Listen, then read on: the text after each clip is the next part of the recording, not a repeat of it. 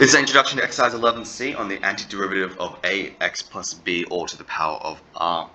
Now, in this situation, we're focusing on, as I mentioned, ax plus b to the power of r. We're focusing on anti-deriving that, or integrating that. Now, deriving, you know that we focus on using something like the chain rule, right? It's just using our understanding of derivatives to do that. We can apply the same understanding, use the same principles, albeit in reverse order, to end up with an integration formula that applies for what we need. Can I get you guys to highlight this in your notebooks? Thank you. This is a very important formula. The integration of ax plus b to all to the power of r, dx of course, is 1 over a r plus 1, ax plus b to the power of r plus 1, and then plus c of course, where r does not equal to -1. Why can r not equal to -1? Great. If r was -1, we have on the bottom of our fraction, our denominator would be a times 0, which of course is undefined. We have two new rules for that, but we'll focus on this one where r does not equal to -1 first. Great. Remember that the derivative of log x with respect to x was this. So just keep that in mind as we move on. So we're going to be using that formula. I'm going to ask you guys to jump forward to question 4. So that's on page 20. Page 20, question 4. Find the general antiderivative of blah, blah, blah, blah. Okay. I'm going to rewrite the formula over here just so we can see. The formula is bracket a x plus b to the power of r dx equals to 1, oops, let's write it down here, 1 over a bracket r plus 1, a x plus b to the power of r plus 1 plus c. Okay, using that formula, let's find the general antiderivative. Again, general antiderivative means what? How's that different from definite integral, for example? Plus c, great. General antiderivative just gives us an approximate formula, or not approximate, sorry, gives us a general formula that we can apply, whereas the definite integral is for a specific domain. So let's use that to find the antiderivative of 3x plus 1 to the power 5 dx. First thing I'm noting, of course, that our power is not -1. Great, let's use the formula. So we get 1 over 3, because that's the value of a, brackets, and our formula is r plus 1. So in this case, that's going to be r, which is 5, plus 1 is 6. And then I'm going to write the rest of it. So that's 3x plus 1 to the power of 6, because that's 5 plus 1, plus c. Simplifying that gives us 1 over 18, bracket 3x plus 1 to the power of 6 plus c. Done. And that is the general antiderivative of that equation there. Let's do one more example. Shall I give you guys a minute to copy that down? A resounding no. Okay, let's get started. So, to find the antiderivative, 2x minus 1 to the power of -2 dx.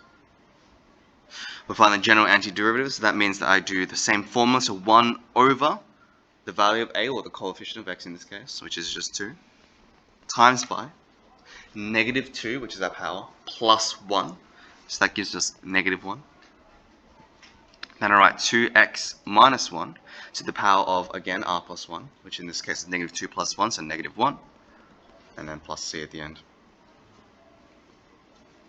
Simplifying that, that gives me 1 all over -2 bracket 2x minus 1 plus c. In most circumstances, that final step is not as necessary, but I would definitely recommend you guys writing or rationalizing powers and just making sure that it's 1 over and then our expression. Any questions? No? Great. We mentioned what happens if r equals to -1, right? Of course, if r equals to -1, our previous formula on page 18, this formula doesn't work. And it doesn't work because 1 over a times 0 is just going to be undefined anyway. So we have two different formulas for that. This is on the top of page 19. I know it seems really complex, but it's not as difficult as it looks, I promise. So it says that if we have where r equals to -1, we use this formula here.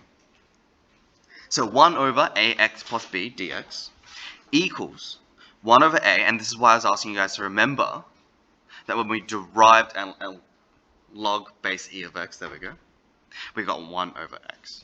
So when we antiderive, of course it means that our answer is going to have log in it. So the antiderivative of an equation like that, where r does equal to -1, we have 1 over a times log base e of ax plus b plus c, where ax plus b is greater than 0. If we have where ax plus b is less than 0, we use the formula where we have a negative value in front of our ax plus b. And that's it. That's the only distinction. I'm going to ask you guys to jump back down to question 5 for me, thank you. So back down just after question 4 and question 5. And we're asked to find the general antiderivative for this equation where we have 2 over 3x plus minus 2. For x is greater than 2 over 3. I'm going to write on the side over here, if x is greater than 2 over 3, then my 3x minus 2 must be greater than 0. It makes sense. So let's pick a value that's greater than 2 over 3 for x. Let's say 1. If I put x equals to 1, 3 times 1 is 3, minus 2, 1, great, that's over 0.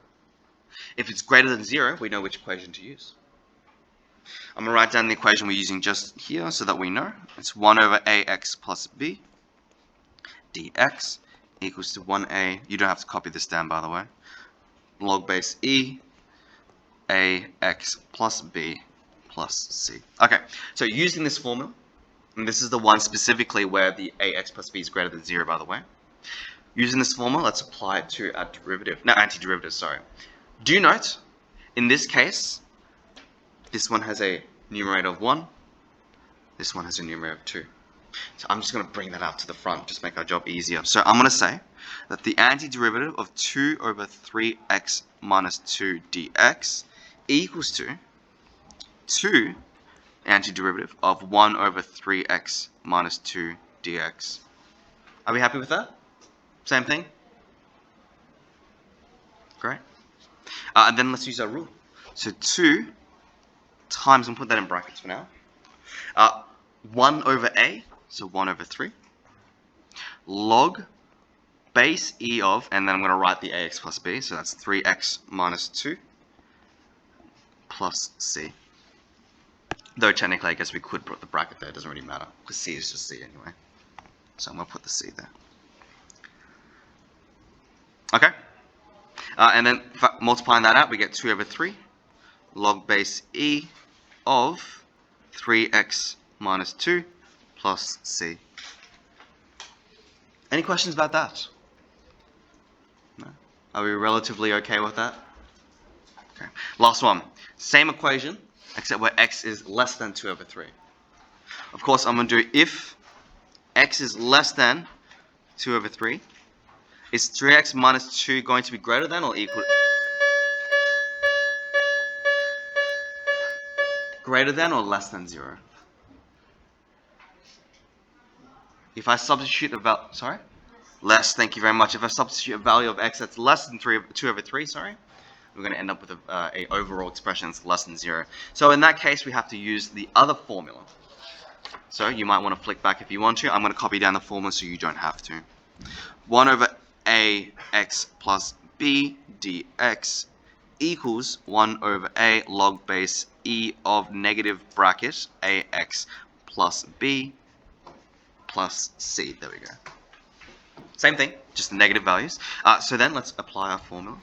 It's going to equal to, so I'm going to say, actually, my apologies, I'm going to rewrite that as integration of 3x minus 2 dx. I'm going to skip that step of taking the coefficient and jump straight into applying to my formula. So that's 2 times 1 over 3, a is going to equal 3, of log base e of negative 3x minus 2, and then plus c. So in that case, we end up with 2 over 3 log base e of negative 3x plus 2 plus c. Any questions?